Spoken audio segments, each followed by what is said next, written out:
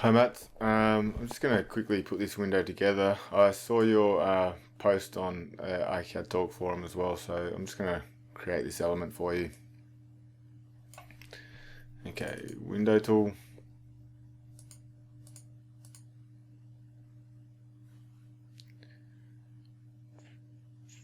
I'm just going to guess the sizes and stuff.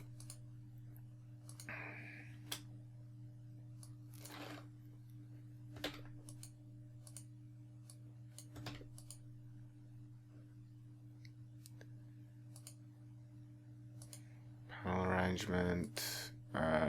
You're going to need a 2x3 at least. And turn these on. Now if we do something like this, oops, then we can adjust this one. I think that's working to about, oops, we got it to equal.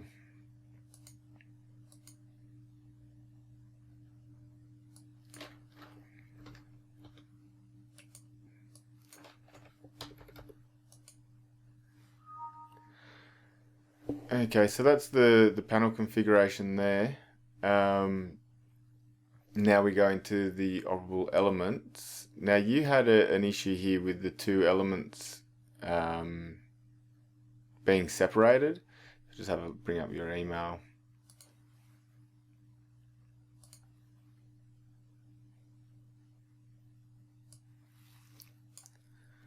So you had this scenario happening down there. So I'll just show you how you achieved that basically. Doing it in this one.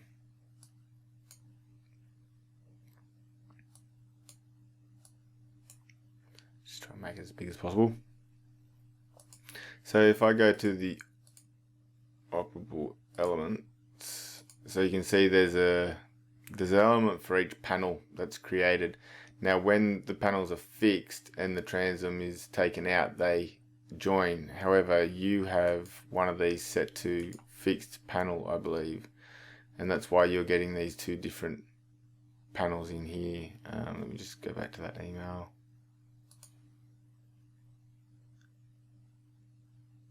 Yeah, so you got fixed panels in both of them, so you've got something like this happening. I'll just place this in the wall so you can see what I'm talking about a little bit more detail. Move it close to the corner because we're going to turn it into a corner window.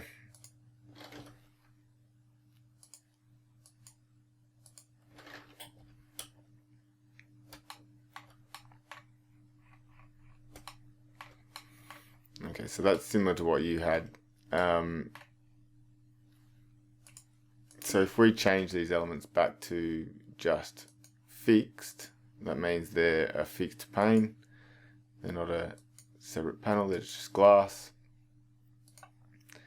And that's how it turns into one element. If you wanted a fixed panel in there, not just a fixed pane, then there's a way to go about that as well, and I'll show you that. So I could change this into my fixed panel, and I want it to go cover that whole element there. So what I do is I click on this customize button. I'm just going to move this window up a bit. I don't know why it's down there.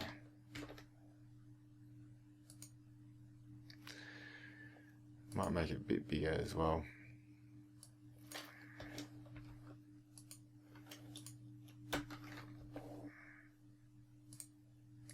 Just so we can see a little bit more.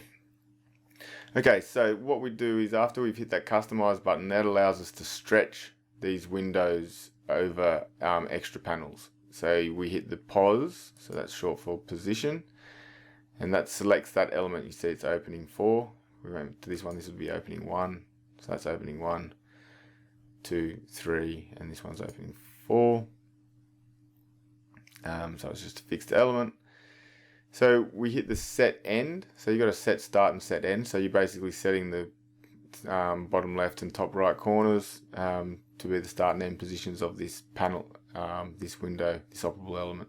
So I just want to go set end, and then I want it to click into this space here. So I just click on that. I turn that set end off. You'll see that now encompasses that whole element, and you can see up here it's also taking up that whole space. So that's how you stretch operable elements, window panels, over multiple panes of your assembly. I'm just going to leave that, and I'm going to change these. You've got an awning, a casement window up here. Okay, and this awning,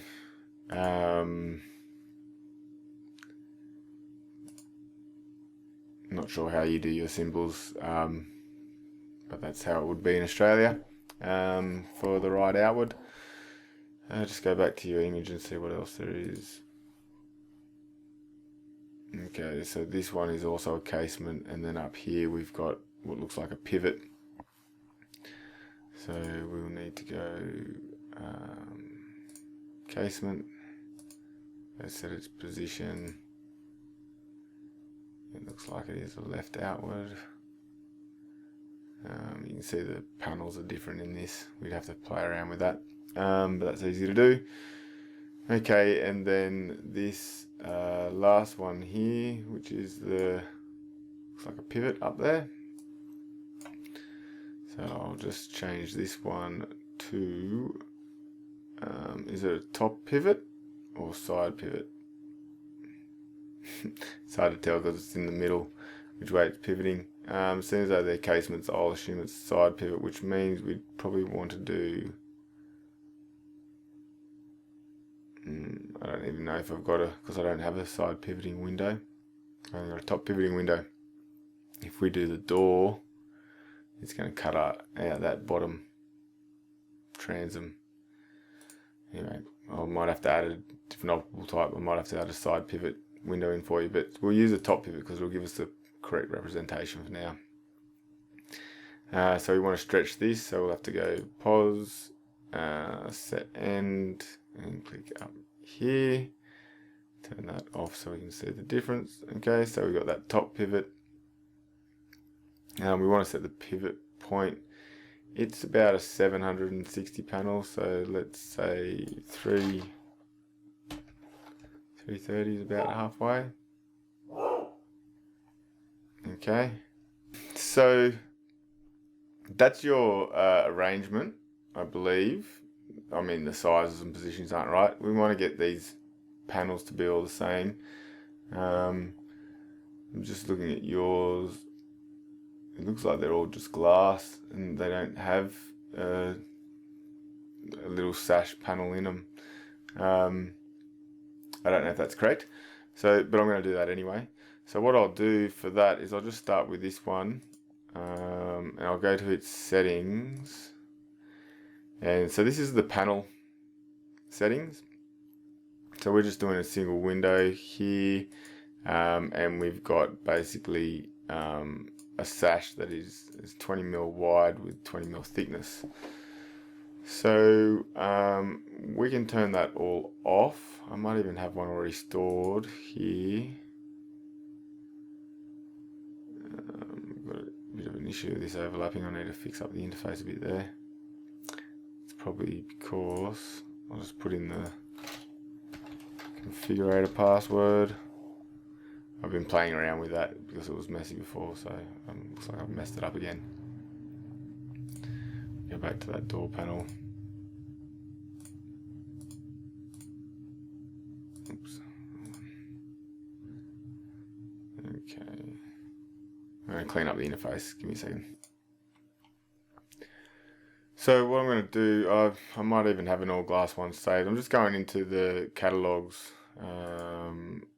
Change this catalog.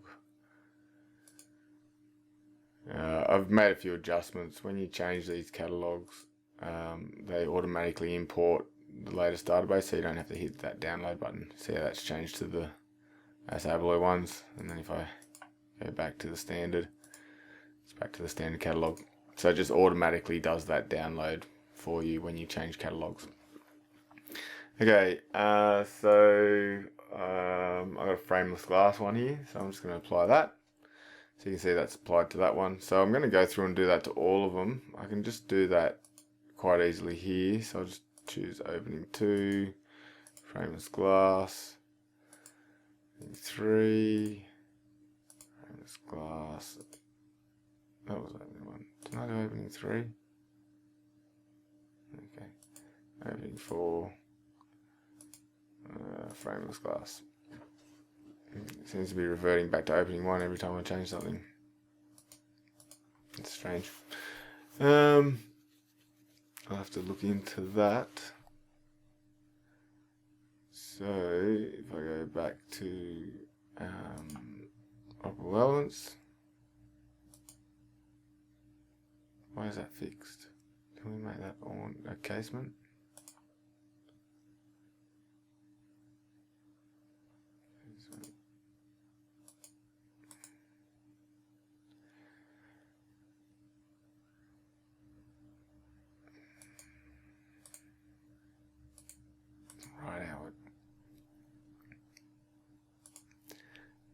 Okay, so that gives us our window arrangement as per this one that you put on the iCAD Talk. I'll have to change that symbol in there, but that's basically it. I'll fix up this intersection. I'll show you how to do that. First I'll change this symbol, so that should be just a reverse button for that. So if I choose top pivot and go symbol standard and symbol reverse, okay, it was on the reverse, symbol standard. Okay, so that's the one we want. It's giving us the correct symbol in there to match yours. I want to fix this intersection up, so we'll just go into here to panel arrangement or intersections. I'll click on intersections there, and you just change these values.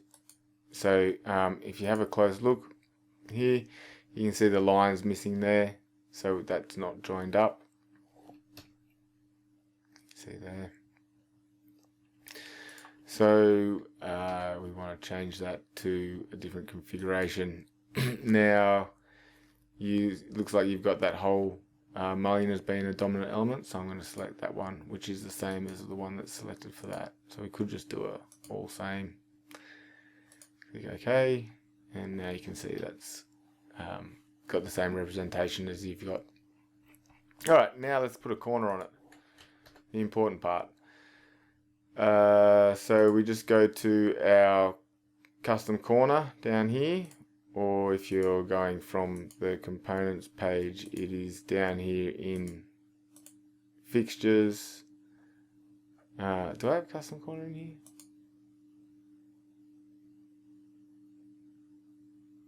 No, I don't, because it's not a component, so you can't sort of save the settings of your corner configuration. It's not a stored component that you have a catalog for. So we'll just go back to through this list, custom corner.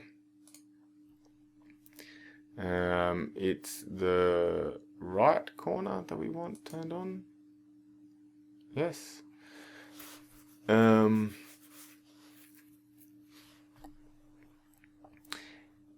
And looking at your element, it's got like just a solid post in there. It looks pretty thick. I'm just going to put a 100mm post, I think, depending on the depth of my frame. Okay, so I'm going to go to the corner. That's if it's just a frame, so that that configuration could work. I'll just drag this into the corner to show you how this would all work. Copy of him.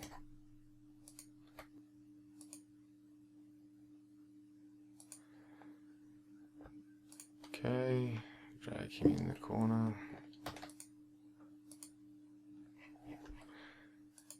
Okay, so that's one option to achieve it. And that's basically just sort of chamfering the corner post here. So I'll show you in 2D. So that's your frame element. and you can actually extend that aspect. So if you come in here, you can make this a bit bigger if you wanted to.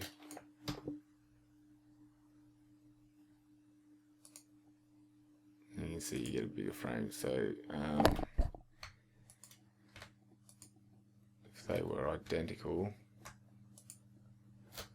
then you'd end up with that sort of a configuration. So it's not really a post. The other option is obviously you can do all glass,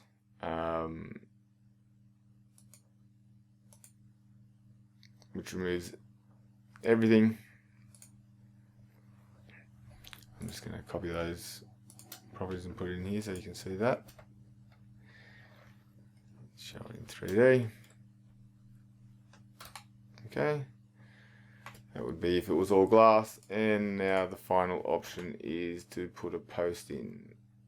So we just do corner column, and you just nominate the size of the corner column. We'll do 100 by 100 in this, and you can also set an offset. What size frame have we got? We've got a 100mm frame, so there'll be no offset for that one, but if you had a smaller frame you could adjust that. Okay, back to our custom corner. So we'll leave that as is, and we'll click OK. That puts the post on. You can see it changes the positioning and configuration. It's extending it onto the window, so we need to adjust our window positioning to suit.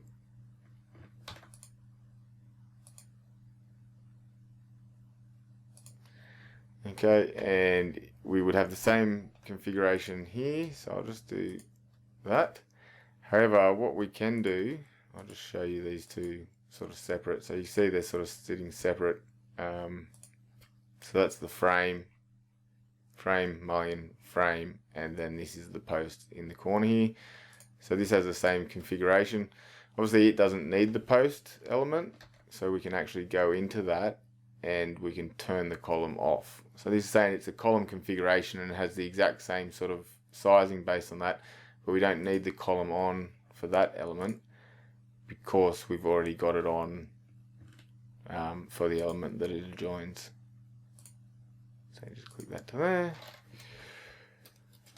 and that is your other configuration. Okay, so that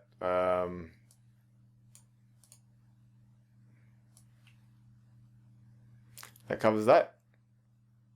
I don't have these. You've got sort of line work here in the frame to sort of show there's a bit of a separation. I don't know if you want to achieve that, if that's something that you need, and I'm not exactly sure how that would work. I haven't got.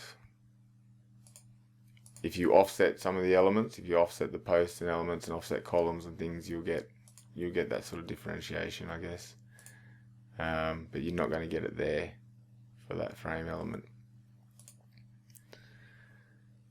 Okay, I hope that helps. Yep, just contact me if you need any more assistance.